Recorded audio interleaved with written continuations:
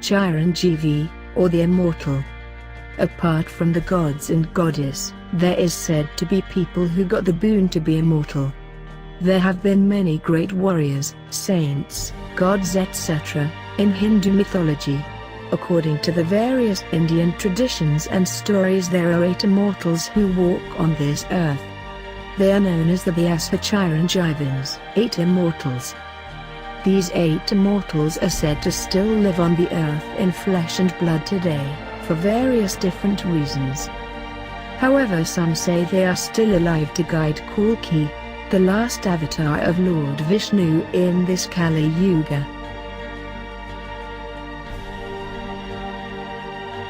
Markandeya is a devotee of the Lord Shiva, and was granted immortality by him when Shiva and Yama, the god of death, fought to decide the Rishi's destiny. As the tale goes, Markandeya prayed to sage Narayana to show him his illusory power or Maya. To fulfill his wish, Vishnu appeared in the form of a child floating on a leaf, and declared to the sage that he was time and death. Sage Markandeya entered into his mouth and saved himself from the surging water. Inside the boy's stomach, Markandeya discovered all the worlds, the 7 regions and the 7 oceans. Markandeya did not know what to make of all this. He started to pray to Vishnu. The sage spent 1,000 years with Vishnu.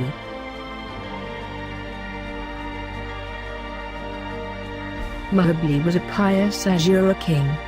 He had conquered all the 3 worlds. But he started to develop an unhealthy arrogance. Hence, on request of Indra, Vishnu banished Bali to the underworld, but granted him the boon of being able to visit his subjects once a year, now celebrated as Onam in Kerala. As the tale goes, Lord Vishnu incarnates himself as a dwarf priest in this world. He went to Bali and asked for alms. Bali was delighted to offer him anything he requested, even though his priest warned him that it was Lord Vishnu. Vamana then requested for the amount of land that could come under his 3 feet. Bali gracefully agreed. Lord Vishnu then grew in size and covered the earth and heaven in 2 strides. And due to lack of space, he put his 3rd leg on Bali himself and crushed Bali to the nether or the Patalaloka.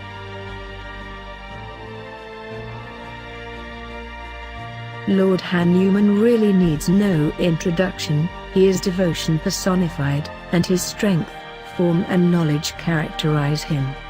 It is said that whilst other characters from the Ramayana achieved their sought-after moksha, Hanumanji shunned the heavens and requested to remain on earth, as long as Lord Ram is venerated by people.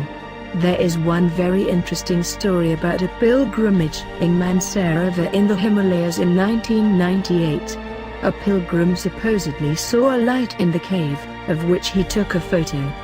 He died shortly after, and when his fellow travelers had the photo developed, it depicts a monkey-formed being, studying what looks like the Vedas.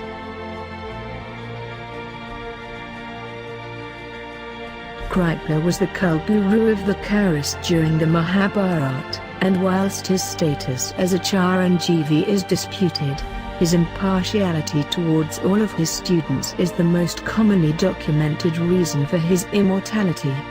He taught Pandavas and Kauravas during early age, until Drona was given task.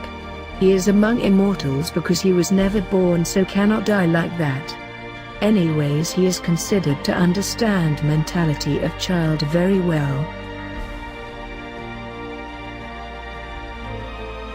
He is the 6th avatar of Vishnu, master of all astras, sastras and divine weapons. In a mission to avenge his father's death, Parashurama had filled 5 ponds with the blood of Kshatriyas. His presence has been mentioned in Ramayana and during Krishna's birth. The Kalki Purana writes that he will re-emerge at end time to the martial guru of Kalki. He will then instruct the final avatar to undertake penance to receive celestial weaponry, required to save mankind at end time.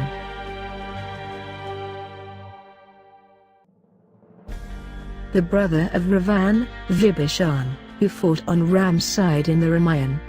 He was made a Chiranjeevi to maintain morality and righteousness in Lanka and to guide people over the world in Dharma. Vibhishana was great devotee of Sri Rama, or Vishnu, and he was also scholar in Veda and Upanishad. He was born in Rakshas clan, but he was very dharmic by nature. Vibhishana has very good knowledge of Rajniti and Shastra. Before left kingdom of his elder brother when he was a minister of sign and whip.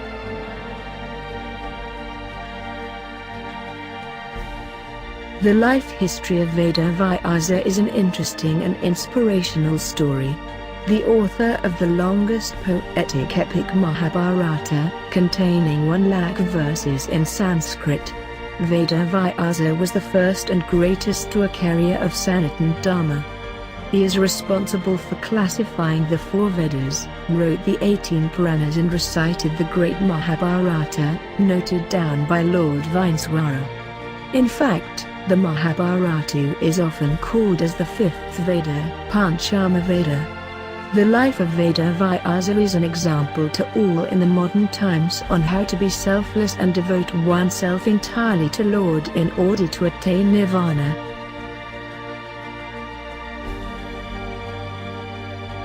Ashwasthama was the son of Guru Drona. According to legend, Krishna was angry with Ashwasthama for killing Pandava's sons. He decided to curse Ashwasthama to avenge the destruction of Pandava's lineage, hence cursing him with an unending life of pain and suffering. Krishna cursed Ashwasthama with terrible leprosy that would haunt him for 3,000 years.